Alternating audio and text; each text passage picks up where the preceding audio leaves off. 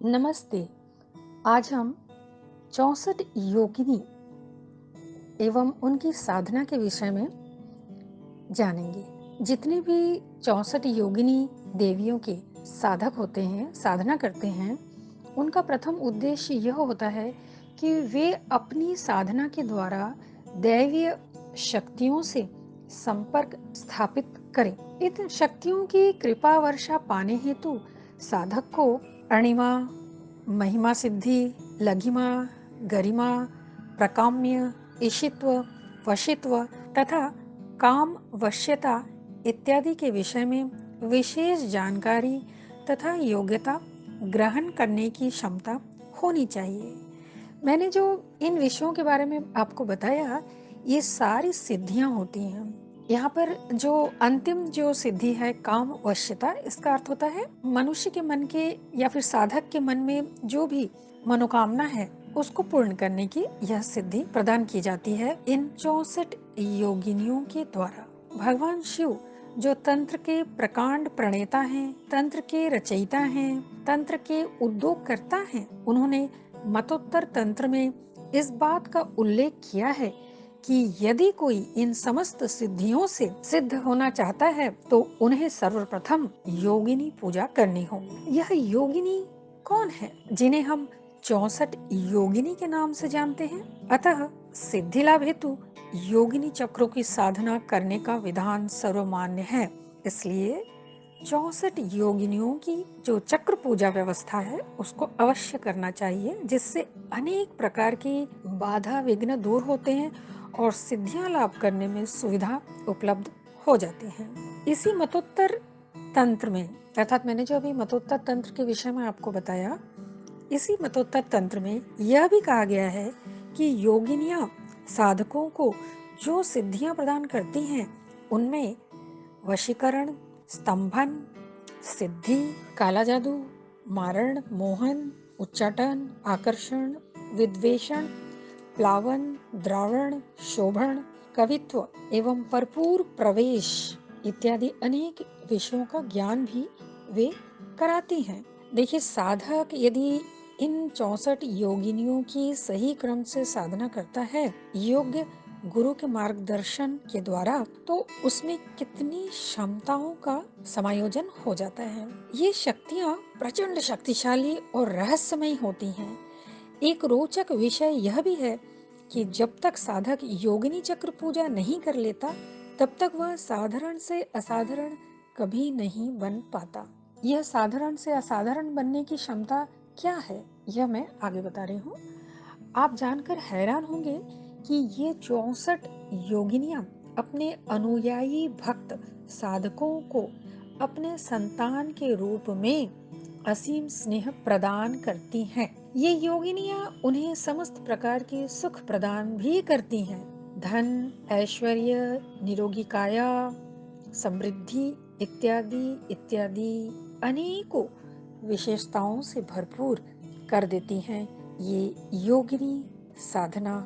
नारी का एक स्वभाव होता है, एक चरित्र होता है, चाहे वो साधारण नारी हो या फिर देवी, वो अपने भक्तों को हमेशा अपने संतान के रूप में ही देखती हैं। जैसे साधारण नारी में भी हम देखते हैं कि अगर कोई उनसे बहुत स्नेह करता है, सम्मान देता है, तो उनके मन में भी एक असीम स्नेह जो कि अपने बच्चों के प्रति होती है, वैसे ही एक भाव उमड़ आता है। ये सब योगिनी साधनाएं यदि साधक सिद्ध योगिनी पीठ पर जाकर करता है तो सिद्धियां जल्दी प्राप्त हो जाती हैं, क्योंकि वहाँ का उस स्थान का वातावरण ऊर्जा युक्त होता है, अत्यधिक तीव्र ऊर्जा युक्त होता है।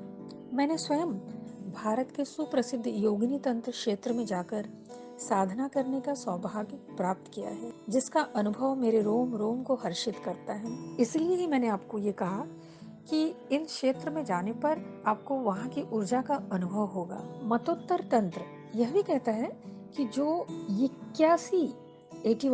81 योगिनियों की चक्र पूजा साधना करता है तो उसे योगिनियाँ राज राजेश्वर सा बना देती हैं। हम लोग अब तक साधारणतः हर जगह 64 योगिनियों के बारे में ही पढ़ते और सुनते आए हैं, साधनाएं एवं क्रियाएं करते आए हैं, परंतु इससे हटकर भी एक और उच्च स्तरीय स्थान होता है, वो है 81 योगिनियों का, जैसा कि मतोत्तर तंत्र में उल्लेखित है। परंतु वर्तमान समय तक इन उच्च कोटि की साधनाओं को करने वाले, सिखाने वाले गुरु अब यदा कदा ही मिलते हैं, क्योंकि बहुत विरले हो गए हैं जिन्हें की संपूर्ण विधाओं का ज्ञान है। ये योगिनियाँ अपने साधकों को जो सही विधि से साधनाएं करते हैं उन्हें राज राजेश्वर बना तो देती हैं, परंतु यह बात और है कि जब यह सब साधना साधक को प्राप्त हो जाता है तब वह साधक स्वयं को राज राजेश्वर नहीं बल्कि माँ का एक साधारण सा दास भक्त संतान समझकर उनके श्री चरणों में